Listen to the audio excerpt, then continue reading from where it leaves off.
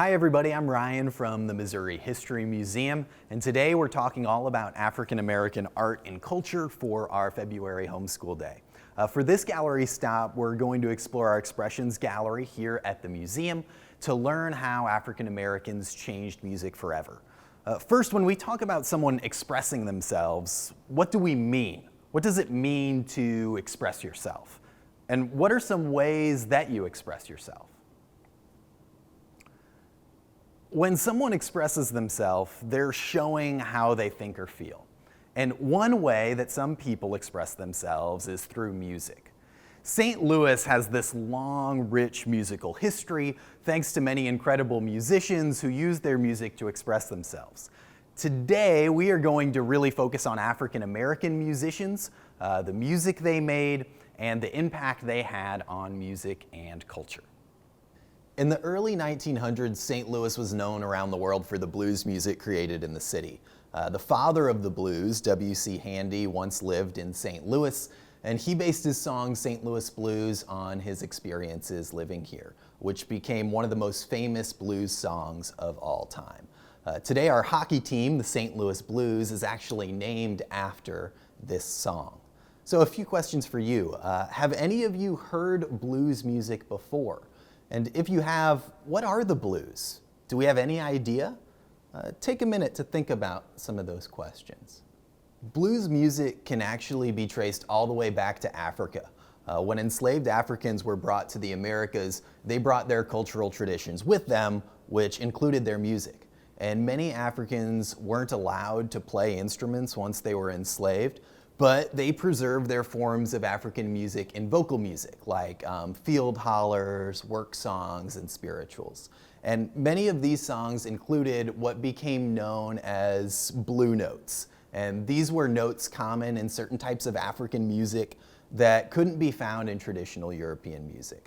So by combining these blue notes with European music, they created new forms of music, including the blues, that changed American culture forever. Here's an example of a scale commonly used in European-based music.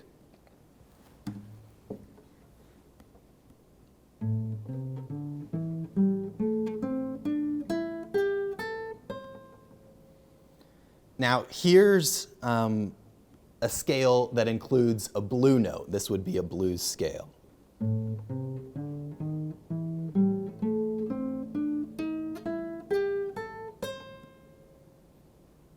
Now, listening to those two, what differences could you hear between the two scales? And did those two scales feel any different to you when you heard them? Blue notes are often called worried notes because you can hear some tension when the notes are played. That tension works really well with the lyrics of blues music, which often focuses on difficult times in people's lives. So the first blues songs were written down south in the early 1900s, but there was a huge migration of African Americans out of the South to northern cities like St. Louis, Chicago, and Detroit. And many of these black migrants were trying to escape discrimination and create better lives for themselves up north. When black Southerners moved to cities like St. Louis, they brought their music with them, just like their ancestors did generations before. So take a look at this map. These different colors and patterns represent different musical styles in the United States in the early 1900s. What stands out to you as you look at this map? And why does that stand out to you? And what do you think we could learn from looking at this map? The dotted pattern on the map shows genres of music common amongst African Americans. As millions of black people moved north, music like the blues started to become popular in cities they were moving to. You can see that in Missouri, both St. Louis and Kansas City have a square over the city, showing that these were important cities for black music like jazz and blues. One of the most common types of blues songs is the 12-bar blues. A 12-bar blues is 12 measures long and uses 3 chords. And I'll go ahead and play an example for you of a 12-bar blues.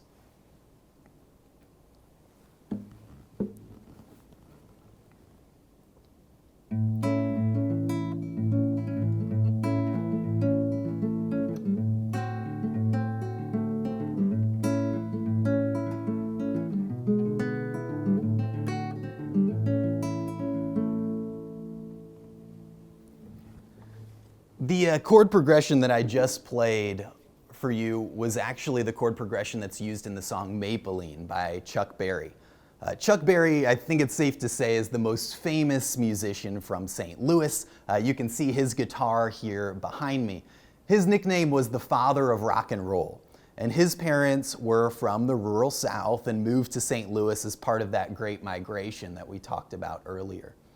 Growing up in St. Louis, he was exposed to all different kinds of music, including the music his parents listened to. And for this song, he mixed together a traditionally black form of music, blues, with a traditionally white form of music, country, and in the process created a new genre of music that became known as rock and roll.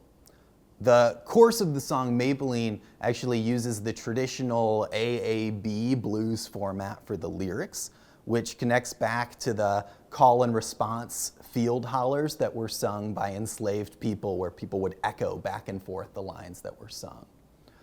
The AAB format is pretty simple. First, you sing the first line of the song. Second, you sing the first line again. Sometimes there's a little variation there. And then third, you sing a new line that rhymes with the first two. In Chuck Berry's song Maybelline, the chorus goes like this. That first line, that A line, is Maybelline, why can't you be true? The second line, pretty much like the first one, oh Maybelline, why can't you be true? And then the last line, you've started back doing the things you used to do.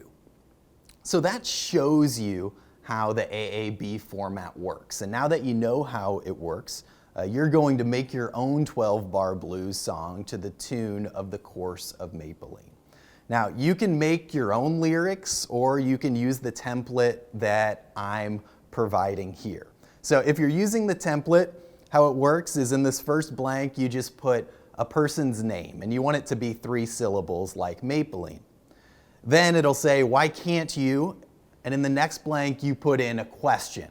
You want to make sure that this question rhymes with the word true, the word that's used in Chuck Berry's song. And then next, you want to include that person's name again, and then say, why can't you, and ask some type of question there at the end. You want to make sure that that last line rhymes with the end of the first line. So making your own blues song. Here's the template. First, you'd put a person's name in this blank. You want this name to be 3 syllables, the same length as Maybelline that Chuck Berry uses. Next, you'll see it says, why can't, and then there's another blank. Here, you want a question that ends with a rhyme of the word true. Okay, so you'd put that in that line. Next, you'll put that person's name again, and then why can't you, in the next blank, you'll ask the same question as in the first line. And then finally, the third line, you've started back, and then in the blank, you want to describe what they've been doing, and make sure it rhymes with line 1. If you feel like you've got the hang of it, feel free to sing your lyrics over the course of Maybelline, or write your own lyrics from scratch. We'd love to see and hear what you come up with. You can share your projects by tagging us at #MoHistoryLearn and #KeepMakingHistory.